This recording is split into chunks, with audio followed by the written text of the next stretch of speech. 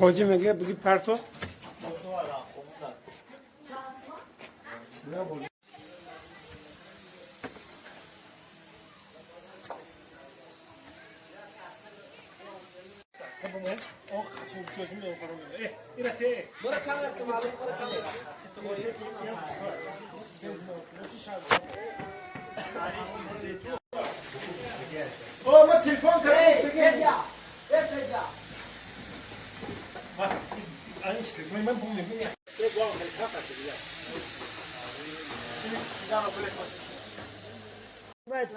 کراسکی که دیگه دستو همه چسبه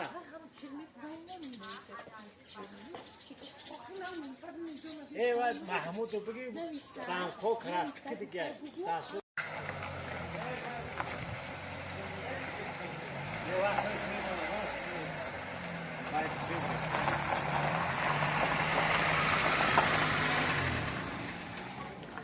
کوشیر بچه کو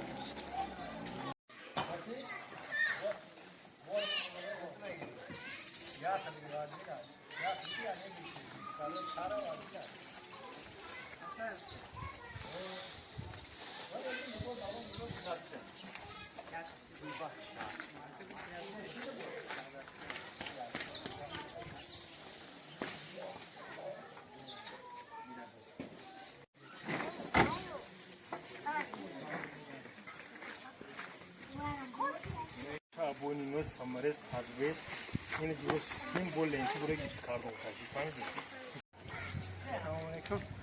در نصیب قسمت ما امروز ما یک روز خورسندی داریم. باری اول است که توی تشکیل کردیم در شما بسیار میکنید. خداوند بزرگ است چین حکمت‌های دارد.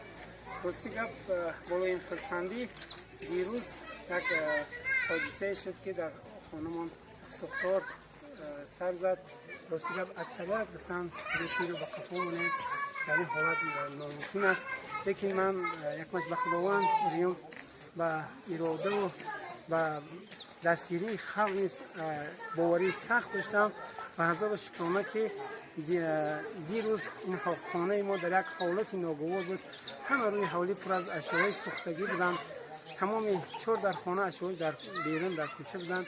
لیکن تو بگو در دوام یک روز با دستگیری جوانان ده مدرسه حقم سایه ها توانستیم ما این مشکلات رو پره پس سر نماییم.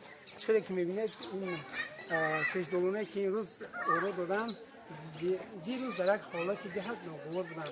من شخصا از اهالی ده، از رئیس محله، از جوانان ده مخصوصا اینجا در رهبر جوانان اسمت قادر و جوانان همسایه ها باور کنید من نمیدونم چه مینداری بیان کنم در حق اونا که توانستند در یک مدت کوتاه تمام این مشکلات را پس سر نماییم و از سوختگی آثار در خانه باقی نماند.